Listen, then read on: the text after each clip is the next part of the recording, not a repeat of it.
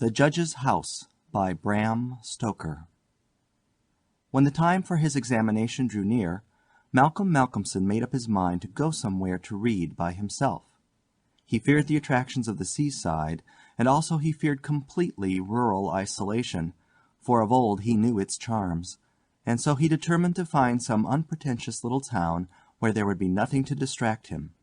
He refrained from asking suggestions from any of his friends, for he argued that each would recommend some place of which he had knowledge and where he had already acquaintances. As Malcolmson wished to avoid friends, he had no wish to encumber himself with the attention of friends' friends, and so he determined to look out for a place for himself. He packed a portmanteau with some clothes and all the books he required, and then took ticket for the first name on the local timetable which he did not know. When, at the end of 3 hours' journey, he alighted at Benchurch, he felt satisfied that he had so far obliterated his tracks as to be sure of having a peaceful opportunity of pursuing his studies. He went straight to the one inn which the sleepy little place contained, and put up for the night. Benchurch was a market town, and once in 3 weeks was crowded to excess. But for the remainder of the 21 days it was as attractive as a desert. Malcolmson looked around the day after his arrival to try to find quarters more isolated than even so quiet an inn as the Good Traveller afforded. There was only one place which took his fancy, and it certainly satisfied his wildest ideas regarding quiet. In fact, quiet was not the proper word to apply to it. Desolation was the only term conveying any suitable idea of its isolation.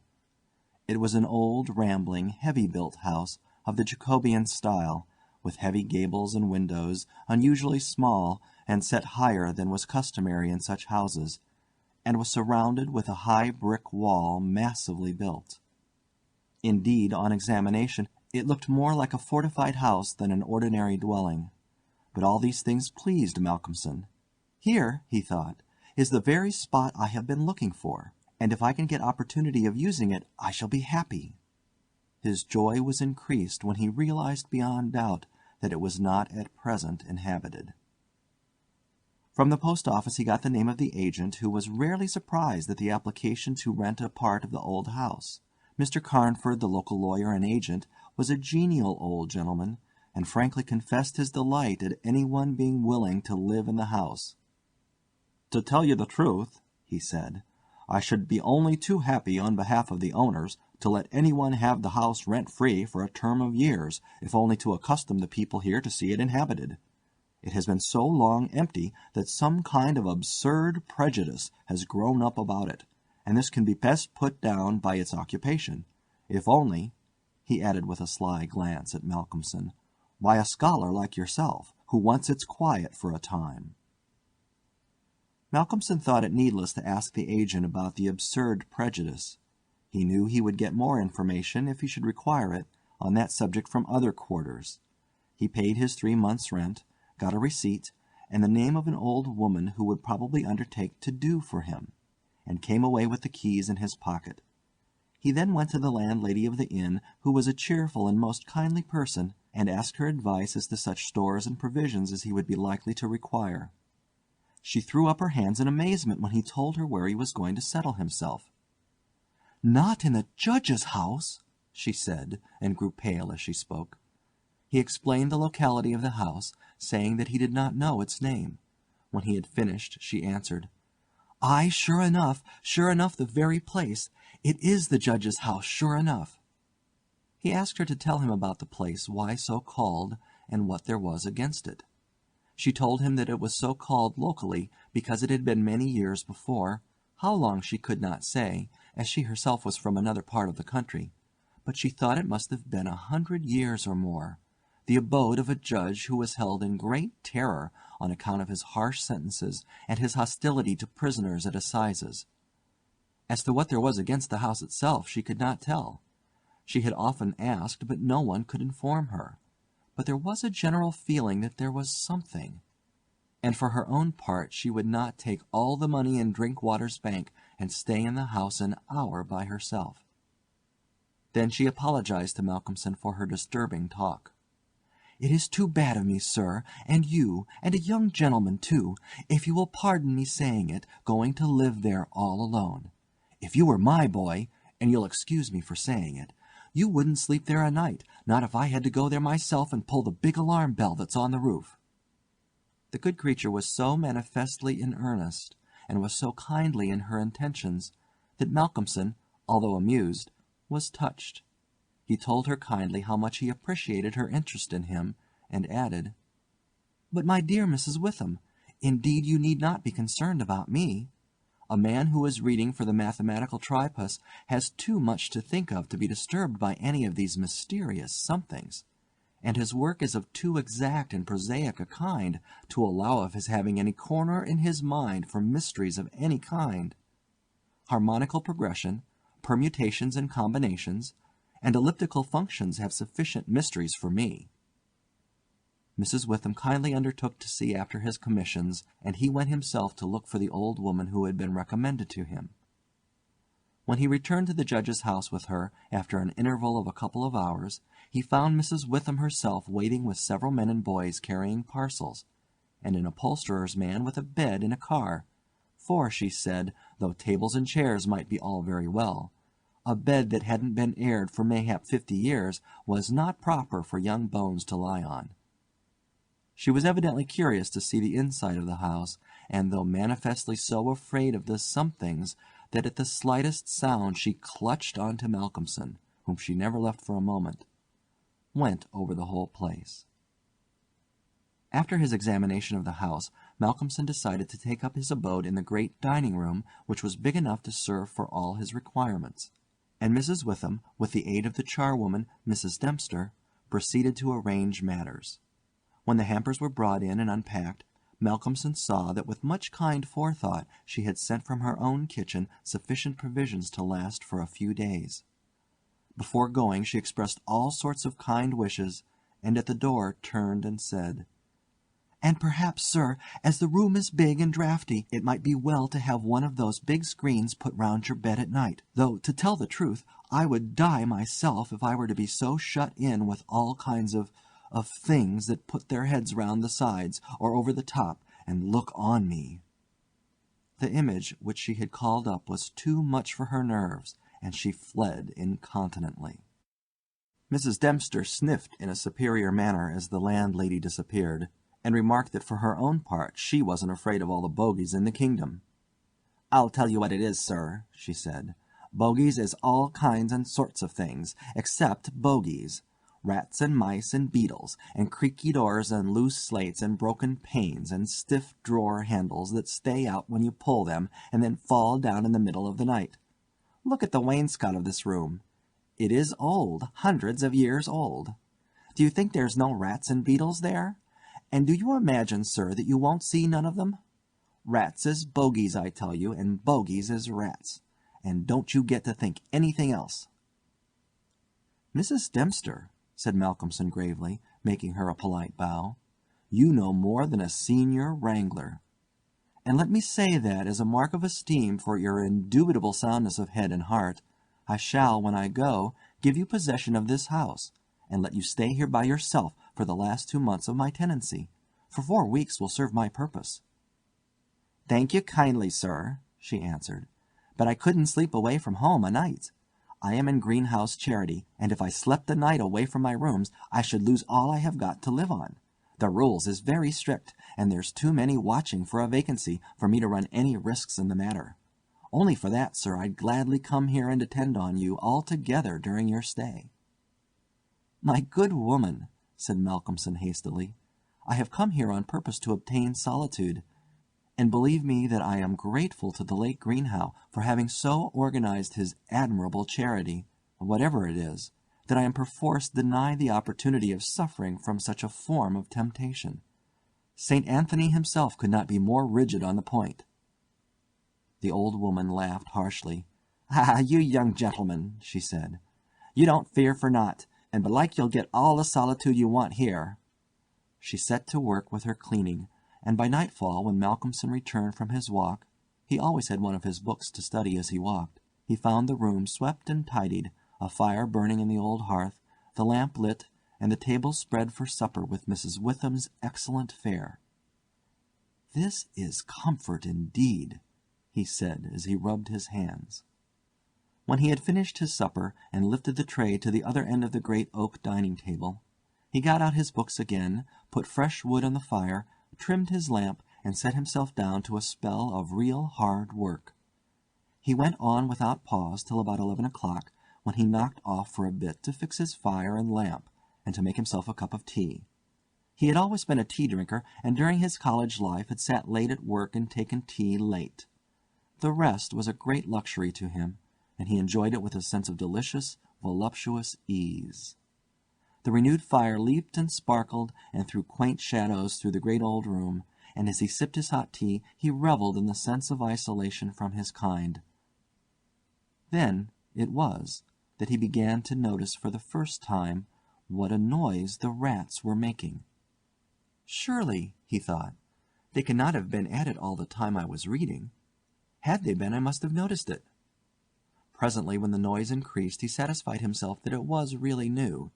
It was evident that at first the rats had been frightened at the presence of a stranger, and the light of the fire and lamp, but that as the time went on they had grown bolder, and were now disporting themselves as was their wont. How busy they were! And hark to the strange noises! Up and down behind the old wainscot, over the ceiling and under the floor they raced, and gnawed and scratched. Malcolmson smiled to himself as he recalled to mind the saying of Mrs. Dempster, "Bogies is rats, and rats is bogies."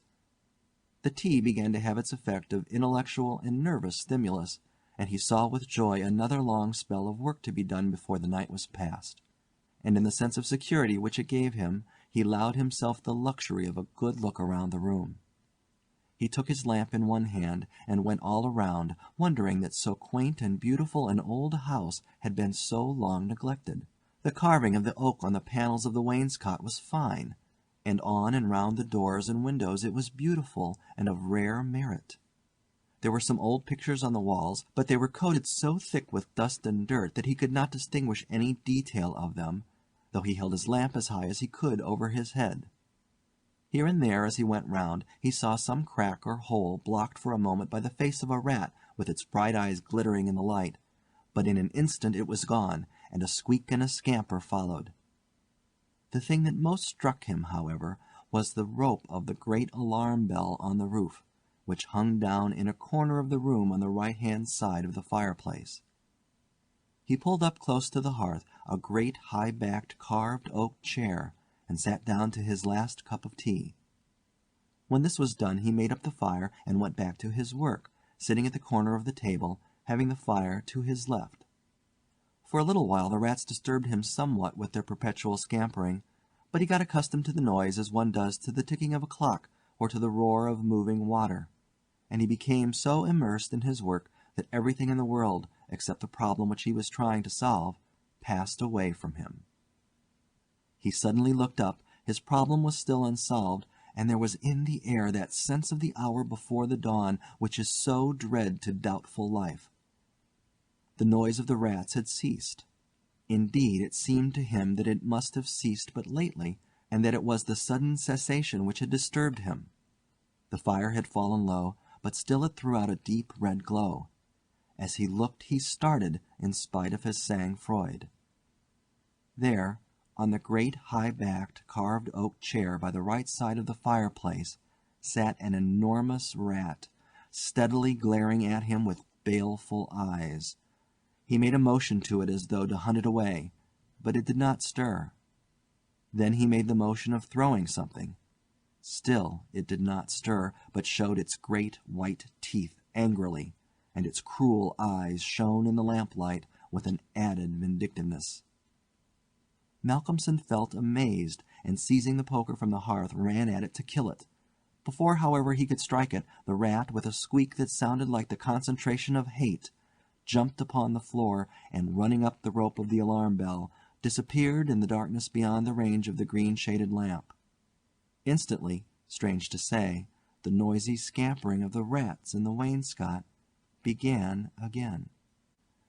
By this time Malcolmson's mind was quite off the problem, and as a shrill cock-crow outside told him of the approach of morning, he went to bed and to sleep. He slept so sound that he was not even waked by Mrs. Dempster coming in to make up his room.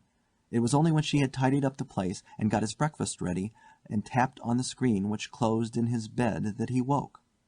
He was a little tired still after his night's hard work, but a strong cup of tea soon freshened him up, and, taking his book, he went out for his morning walk, bringing with him a few sandwiches lest he should not care to return till dinner-time. He found a quiet walk between high elms some way outside the town, and here he spent the greater part of the day studying his Laplace. On his return he looked in to see Mrs. Witham and to thank her for her kindness. When she saw him coming through the diamond-paned bay window of her sanctum, she came out to meet him and asked him in. She looked at him searchingly and shook her head as she said, "You must not overdo it, sir. You are paler this morning than you should be. 2 late hours and 2 hard work on the brain isn't good for any man. But tell me, sir, how did you pass the night? Well, I hope? But my heart, sir, I was glad when Mrs. Dempster told me this morning that you were all right and sleeping sound when she went in." "Oh, I was all right," he answered, smiling. "The somethings didn't worry me as yet. Only the rats. And they had a circus, I tell you, all over the place. There was one wicked-looking old devil that sat up on my own chair by the fire and wouldn't go till I took the poker to him. And then he ran up the rope of the alarm bell and got to somewhere up the wall or the ceiling. I couldn't see where, it was so dark." "Mercy on us!" said Mrs. Witham. "An old devil, and sitting on a chair by the fireside! Take care, sir, take care. There's many a true word spoken in jest." "How do you mean? 'Pon my word, I don't understand." "An old devil, the old devil, perhaps.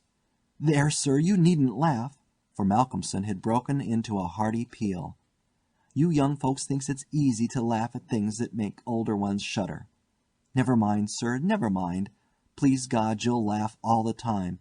It's what I wish for you myself." And the good lady beamed all over in sympathy with his enjoyment, her fears gone for a moment. "Oh, forgive me," said Malcolmson presently. "Don't think me rude, but the idea was too much for me, that the old devil himself was on the chair last night," and at the thought he laughed again. Then he went home to dinner. This evening the scampering of the rats began earlier. Indeed, it had been going on before his arrival, and only ceased while his presence by its freshness disturbed them. After dinner he sat by the fire for a while and had a smoke, and then, having cleared his table, began to work as before. Tonight the rats disturbed him more than they had done on the previous night.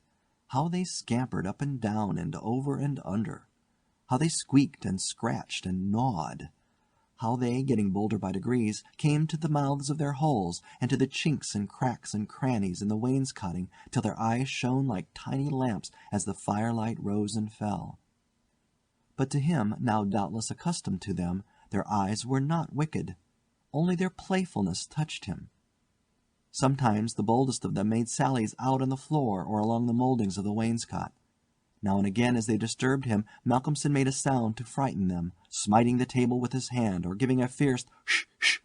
so that they fled straightway to their holes. And so the early part of the night wore on, and despite the noise Malcolmson got more and more immersed in his work. All at once he stopped, as on the previous night, being overcome by a sudden sense of silence. There was not the faintest sound of gnaw, or scratch, or squeak. The silence was as of the grave. He remembered the odd occurrence of the previous night, and instinctively he looked at the chair standing close by the fireside, and then a very odd sensation thrilled through him. There, on the great old high-backed carved oak chair beside the fireplace, sat the same enormous rat, steadily glaring at him with baleful eyes. Instinctively he took the nearest thing to his hand, a book of logarithms, and flung it at it. The book was badly aimed, and the rat did not stir. So again the poker performance of the previous night was repeated, and again the rat, being closely pursued, fled up the rope of the alarm bell. Strangely, too, the departure of this rat was instantly followed by the renewal of the noise made by the general rat community. On this occasion, as on the previous one, Malcolmson could not see at what part of the room the rat disappeared, for the green shade of his lamp left the upper part of the room in darkness, and the fire had burned low. On looking at his watch he found it was close on midnight, and, not sorry for the divertissement, he made up his fire and made himself his nightly pot of tea. He had got through a good spell of work, and thought himself entitled to a cigarette, and so he sat on the great oak chair before the fire and enjoyed it. Whilst smoking, he began to think that he would like to know where the rat disappeared to, for he had certain ideas for the morrow not entirely disconnected with a rat trap. Accordingly he lit another lamp and placed it so that it would shine well into the right-hand corner of the wall by the fireplace. Then he got all the books he had with him and placed them handy to throw at the vermin. Finally he lifted the rope of the alarm bell and placed the end of it on the table, fixing the extreme end under the lamp. As he handled it he could not help noticing how pliable it was, especially for so strong a rope, and one not in use. You could hang a man with it, he thought to himself. When his preparations were made, he looked around and said complacently, "There now, my friend, I think we shall learn something of you this time." He began his work again, and though as before somewhat disturbed at first by the noise of the rats, soon lost himself in his propositions and problems. Again he was called to his immediate surroundings suddenly. This time it might not have been the sudden silence only which took his attention. There was a slight movement of the rope, and the lamp moved. Without stirring, he looked to see if his pile of books was within range, and then cast his eye along the rope. As he looked he saw the great rat drop from the rope on the oak armchair and sit there glaring at him. He raised the book in his right hand, and taking careful aim, flung it at the rat. The latter, with a quick movement, sprang aside and dodged the missile. He then took another book, and a third, and flung them one after another at the rat, but each time unsuccessfully. At last, as he stood with a book poised in his hand to throw, the rat squeaked and seemed afraid. This made Malcolmson more than ever eager to strike, and the book flew and struck the rat a resounding blow. And it gave a terrified squeak, and turning on his pursuer a look of terrible malevolence, sprang up the chair back and made a great jump to the rope of the alarm bell, and ran up it like lightning.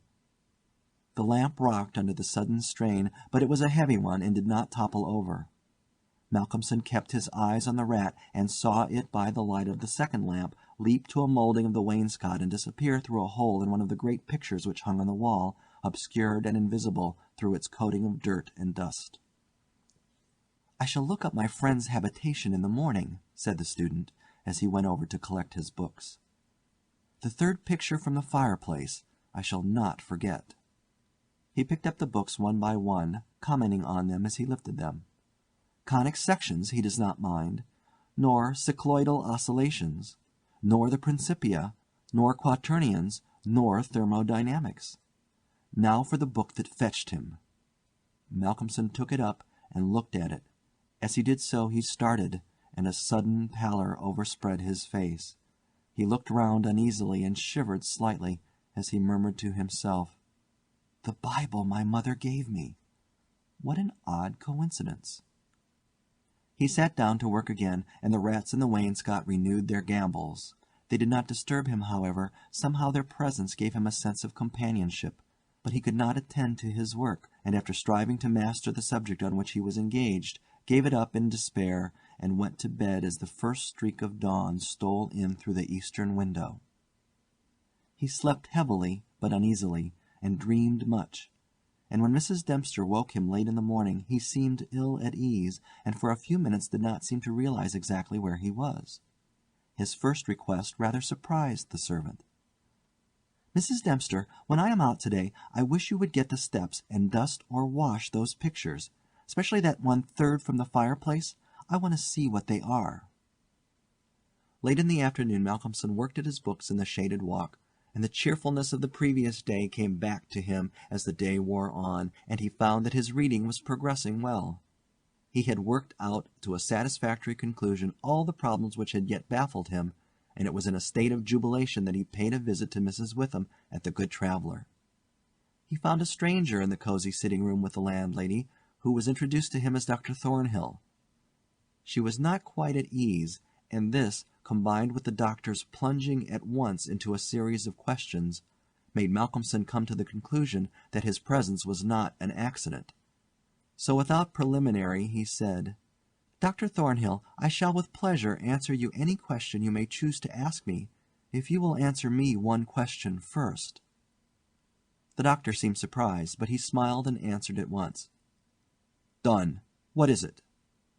"Did Mrs. Witham ask you to come here and see me and advise me?" Dr. Thornhill for a moment was taken aback, and Mrs. Witham got fiery red and turned away. But the doctor was a frank and ready man, and he answered at once and openly. "She did, but she didn't intend you to know it. I suppose it was my clumsy haste that made you suspect. She told me that she did not like the idea of your being in that house all by yourself, and that she thought you took too much strong tea. In fact, she wants me to advise you, if possible, to give up the tea and the very late hours. I was a keen student in my time, so I suppose I may take the liberty of a college man, and, without offence, advise you not quite as a stranger." Malcolmson, with a bright smile, held out his hand. "Shake, as they say in America," he said. "I must thank you for your kindness, and Mrs. Witham too, and your kindness deserves a return on my part. I promise to take no more strong tea, no tea at all till you let me, and I shall go to bed tonight at 1 o'clock at the latest. Will that do?" "Capital," said the doctor. "Now tell us all that you noticed in the old house." And so Malcolmson then and there told in minute detail all that had happened in the last 2 nights. He was interrupted every now and then by some exclamation from Mrs. Witham, till finally, when he told of the episode of the Bible, the landlady's pent-up emotions found vent in a shriek, and it was not till a stiff glass of brandy and water had been administered that she grew composed again. Dr. Thornhill listened with a face of growing gravity, and when the narrative was complete and Mrs. Witham had been restored, he asked, "The rat always went up the rope of the alarm bell?" "Always." "I suppose you know," said the doctor after a pause, "what the rope is?" "No." "It is," said the doctor slowly, "the very rope which the hangman used for all the victims of the judge's judicial rancor." Here he was interrupted by another scream from Mrs. Witham, and steps had to be taken for her recovery. Malcolmson, having looked at his watch and found that it was close to his dinner hour, had gone home before her complete recovery. When Mrs. Witham was herself again, she almost assailed the doctor with angry questions as to what he meant by putting such horrible ideas into the poor young man's mind. "He has quite enough there already to upset him," she added. Dr. Thornhill replied, "My dear madam, I had a distinct purpose in it. I wanted to draw his attention to the bell rope, and to fix it there. It may be that he is in a highly overwrought state, and has been studying too much, although I am bound to say that he seems as sound and healthy a young man, mentally and bodily, as ever I saw. But then the rats, and that suggestion of the devil." The doctor shook his head and went on.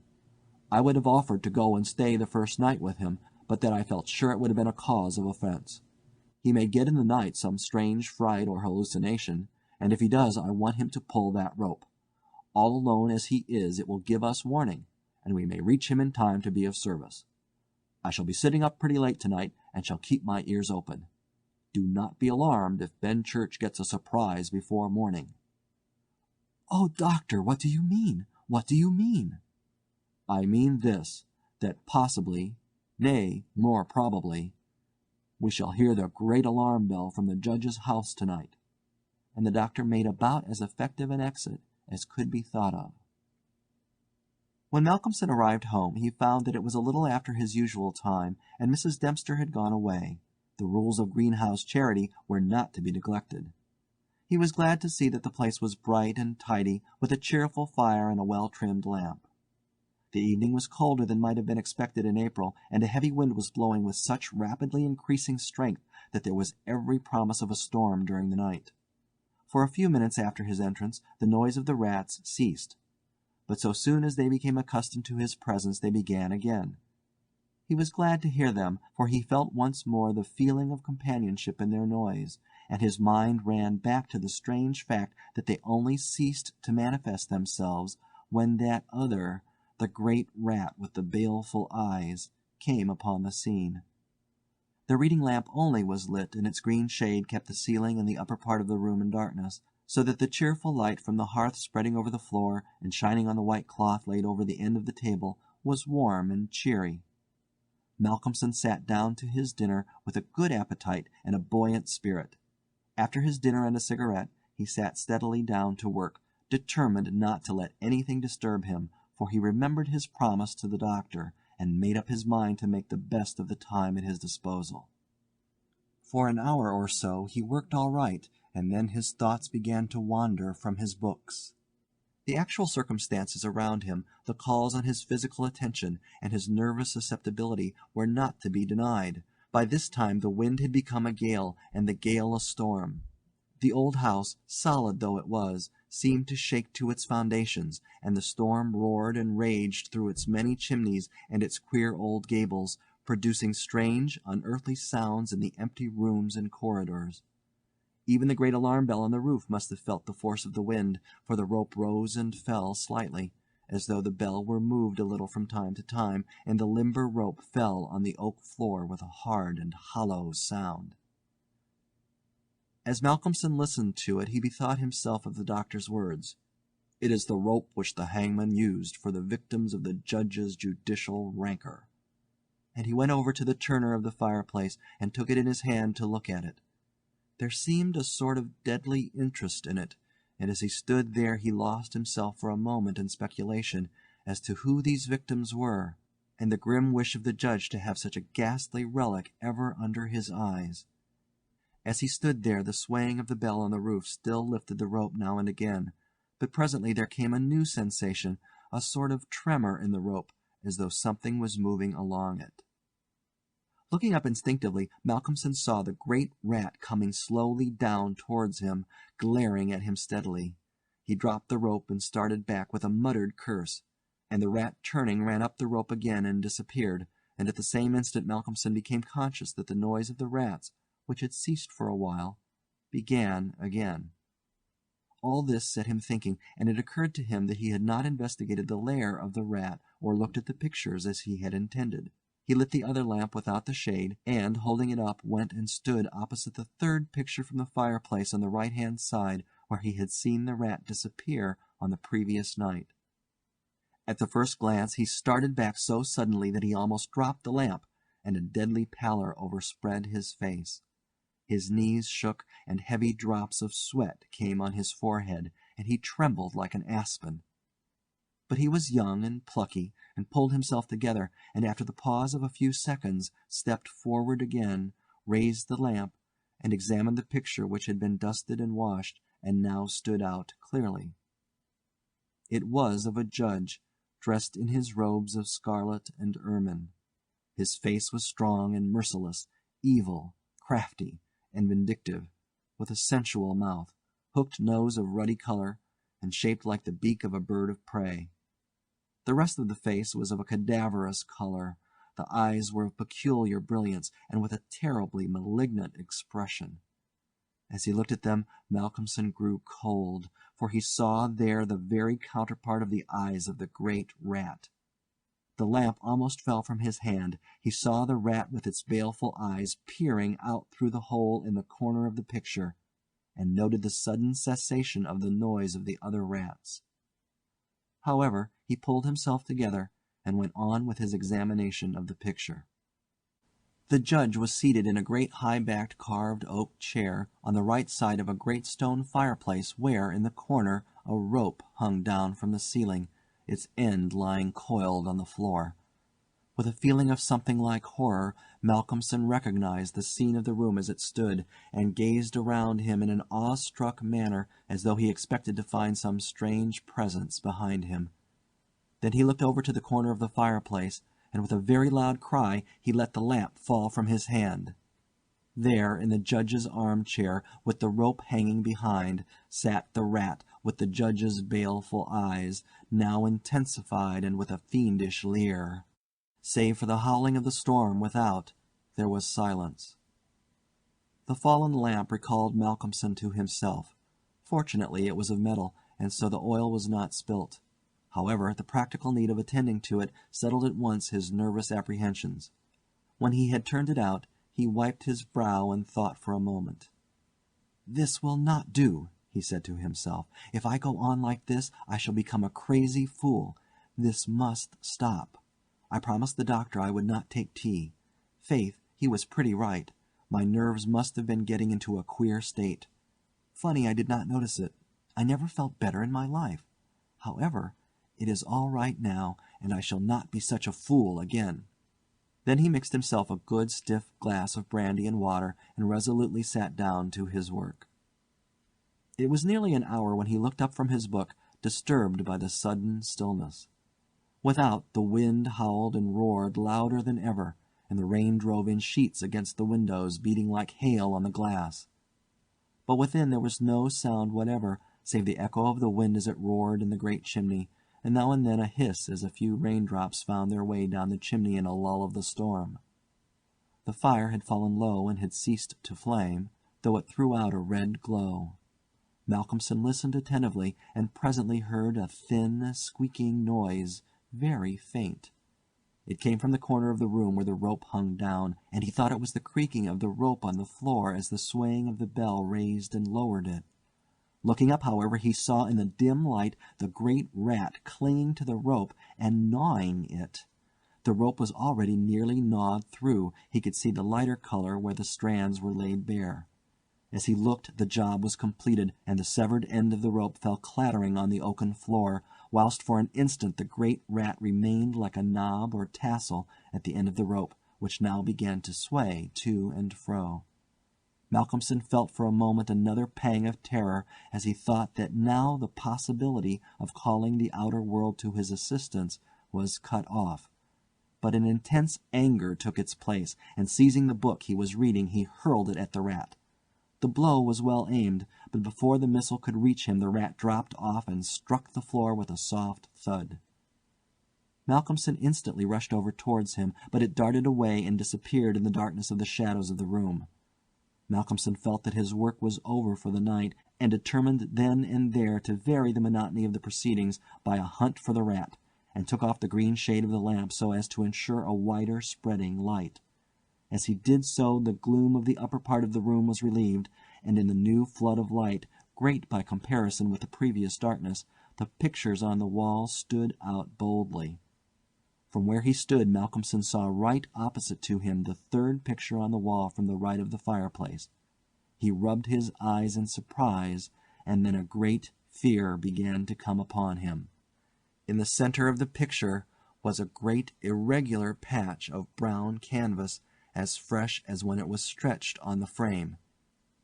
The background was as before, with chair and chimney corner and rope, but the figure of the judge had disappeared. Malcolmson, almost in a chill of horror, turned slowly round, and then he began to shake and tremble like a man in a palsy. His strength seemed to have left him, and he was incapable of action or movement, hardly even of thought. He could only see and hear. There, on the great high-backed carved oak chair, sat the judge in his robes of scarlet and ermine, with his baleful eyes glaring vindictively, and a smile of triumph on the resolute, cruel mouth, as he lifted with his hands a black cap. Malcolmson felt as if the blood was running from his heart, as one does in moments of prolonged suspense. There was a singing in his ears. Without, he could hear the roar and howl of the tempest, and through it, swept on the storm, came the striking of midnight by the great chimes in the market-place. He stood for a space of time that seemed to him endless, still as a statue, and with wide-open, horror-struck eyes, breathless. As the clock struck, so the smile of triumph on the judge's face intensified, and at the last stroke of midnight he placed the black cap on his head. Slowly and deliberately the judge rose from his chair and picked up the piece of the rope of the alarm bell which lay on the floor, drew it through his hands as if he enjoyed its touch, and then deliberately began to knot one end of it, fashioning it into a noose. This he tightened and tested with his foot, pulling hard at it till he was satisfied, and then making a running noose of it, which he held in his hand. Then he began to move along the table on the opposite side to Malcolmson, keeping his eyes on him until he had passed him, when with a quick movement he stood in front of the door. Malcolmson then began to feel that he was trapped, and tried to think of what he should do. There was some fascination in the judge's eyes which he never took off him, and he had perforce to look. He saw the judge approach, still keeping between him and the door, and raise the noose and throw it towards him as if to entangle him. With a great effort he made a quick movement to one side and saw the rope fall beside him, and heard it strike the oaken floor. Again the judge raised the noose and tried to ensnare him, ever keeping his baleful eyes fixed on him, and each time by a mighty effort the student just managed to evade it. So this went on for many times, the judge seeming never discouraged nor discomposed at failure, but playing as a cat does with a mouse. At last, in despair, which had reached its climax, Malcolmson cast a quick glance round him. The lamp seemed to have blazed up, and there was a fairly good light in the room. At the many rat-holes and in the chinks and crannies of the wainscot he saw the rat's eyes, and this aspect, that was purely physical, gave him a gleam of comfort. He looked around and saw that the rope of the great alarm bell was laden with rats. Every inch of it was covered with them, and more were pouring through the small circular hole in the ceiling whence it emerged, so that with their weight the bell was beginning to sway. Hark! It had swayed till the clapper had touched the bell. The sound was but a tiny one, but the bell was only beginning to sway, and it would increase. At the sound the judge, who had been keeping his eyes fixed on Malcolmson, looked up, and a scowl of diabolical anger overspread his face. His eyes fairly glowed like hot coals, and he stamped his foot with a sound that seemed to make the house shake. A dreadful peal of thunder broke overhead as he raised the rope again, whilst the rats kept running up and down the rope as though working against time. This time, instead of throwing it, he drew close to his victim and held open the noose as he approached. As he came closer there seemed something paralyzing in his very presence, and Malcolmson stood rigid as a corpse. He felt the judge's icy fingers touch his throat as he adjusted the rope. The noose tightened. Then the judge, taking the rigid form of the student in his arms, carried him over and placed him standing in the oak chair, and stepped up beside him, put his hand up and caught the end of the swaying rope of the alarm bell. As he raised his hand the rats fled squeaking and disappeared through the hole in the ceiling. Taking the end of the noose which was round Malcolmson's neck, he tied it to the hanging bell rope, and then descending pulled away the chair. When the alarm bell of the judge's house began to sound, a crowd soon assembled. Lights and torches of various kinds appeared, and soon a silent crowd was hurrying to the spot. They knocked loudly at the door, but there was no reply. Then they burst in the door and poured into the great dining room, the doctor at the head. There, at the end of the rope of the great alarm bell, hung the body of the student, and on the face of the judge in the picture was a malignant smile. End of The Judge's House by Bram Stoker.